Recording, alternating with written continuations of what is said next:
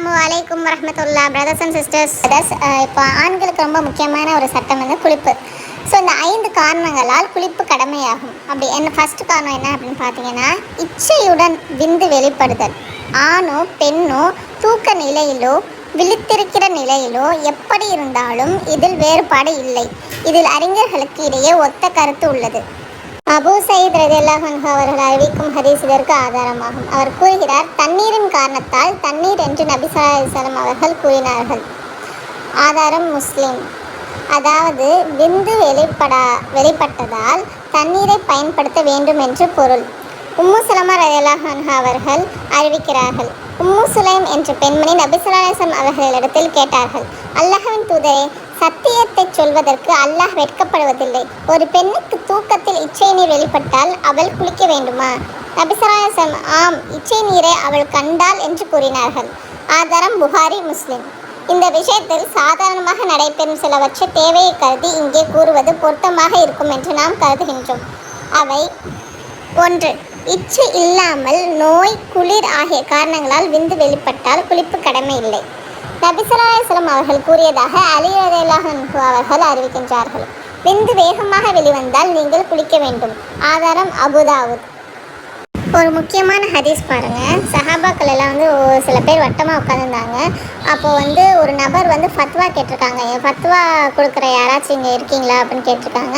அப்போ இந்த சஹாபாக்கள் சொல்லுங்கள் அப்படின்னு சொல்லியிருக்காங்க. அப்போது நான் சிறுநீர் கழிக்கும் போதெல்லாம் அதனை தொடர்ந்து வெள்ளை நீரும் வெளியேறுகின்றது அப்படின்னு சொல்லி கேட்டிருக்காங்க. அப்போது எந்த நீரிலிருந்து குழந்தை உண்டாகுமோ அதுவா அப்படின்னு சொல்லி அந்த சஹாபா ஒருத்தவங்க கேட்டிருக்காங்க. அப்போ அந்த நபர் ஆம் என்று அவர் கூறிய போது, நீங்கள் நிச்சயம் குளிக்க வேண்டும் என்று நாங்கள் கூறினோம். அப்போது அவர் இன்னா லில்லாஹி வ இன்னா இலைஹி ராஜிஊன் என்று கூறியவராக திரும்பி சென்றார் அப்படின்ற ஒரு ஹதீஸ்.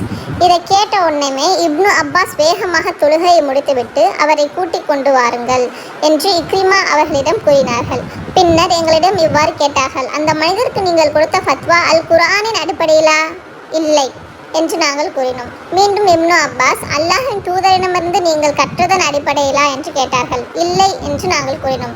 மீண்டும் இப்னு அப்பாஸ், நபி தோழர்களிடமிருந்து நீங்கள் கற்றதன் அடிப்படையிலா என்று கேட்டார்கள். இல்லை என்று நாங்கள் கூறினோம். பின்னர் எதன் அடிப்படையில் ஃபத்வா கொடுத்தீர்கள் என்று கேட்டார்கள். எங்களின் சொந்த கருத்தின் அடிப்படையில் என்று நாங்கள் கூறினோம்.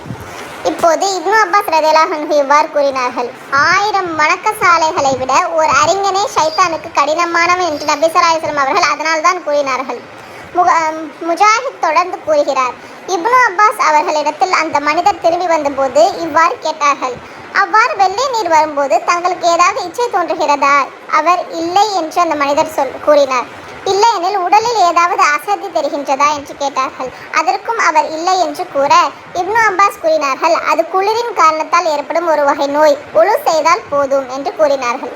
இரண்டாவது பார்த்தீங்கன்னா, விந்து வெளிப்படுவதாக கனவு கண்டு விந்துவை காணாவிட்டால் குளிக்க வேண்டிய தேவையில்லை. ஒரு பெண்ணுக்கு தூக்கத்தில் இச்சை நீர் வெளிப்பட்டால் அவள் குளிக்க வேண்டுமா என்று கேட்டதற்கு நபி ஸல்லல்லாஹு அலைஹி வஸல்லம், ஆம், இச்சை நீரை அவள் கண்டாள் என்று பதில் கூறியதன் மூலம் விந்து காணப்படாவிட்டால் குளிக்க வேண்டிய தேவையில்லை என்று தெரிகின்றது. ஆனால் கனவு கண்டு விழித்த பின் விந்து வெளிப்பட்டால் கண்டிப்பாக குளிக்க வேண்டும். அடுத்தது, தூக்கத்திலிருந்து எழுந்தவுடன் ஈரம் தென்பட்டு கனவு கண்டதாக ஞாபகம் இல்லையேல் விந்துதான் என்று உறுதியாக தெரிந்தால் குளிக்க வேண்டும். காரணம், அந்த கனவை குறித்து அவர் மறந்திருக்கலாம்.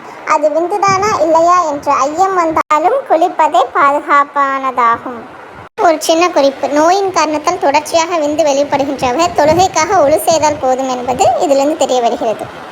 பார்த்தீங்கன்னா, இச்சையின் காரணத்தால் விந்து வெளிப்படுவதாக உணர்ந்து ஆண்குறியை அழுத்தி பிடித்ததனால் விந்து வெளியேறவில்லை என்றாலும் குளிக்க வேண்டியதில்லை.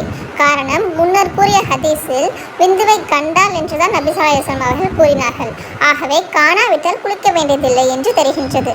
ஆனால் அதற்கு பின் நடந்து போகும்போது விந்து வெளிப்பட்டால் குளிக்க வேண்டும். நெக்ஸ்ட், ஒருவர் தம்முடைய ஆடையில் விந்துவை கண்டார். ஆனால் அது எப்போது வந்தது என்று அவருக்கு தெரியவில்லை. அத்துடனே அவர் தொழுதும் இருந்தால் தூங்கி எழுந்தது முதல் அவர் தொழுத எல்லா தொழுகைகளையும் மீண்டும் தொழ வேண்டும். அவ்வாறு இல்லாமல் தற்போது தூங்கிய தூக்கத்திற்கு முன்பு வந்த விந்துதான் இது என்று தெரிந்தால் அந்த தொழுகையை மட்டும் தொழுதால் போதும். அஸ்ஸலாமு அலைக்கும் வரஹ்மத்துல்லாஹி வபரகாத்துஹு. பிரதர்ஸ் அண்ட் சிஸ்டர்ஸ், மீதி 4 சட்டங்களை நம்ம அடுத்த வீடியோவில் பார்ப்போம்.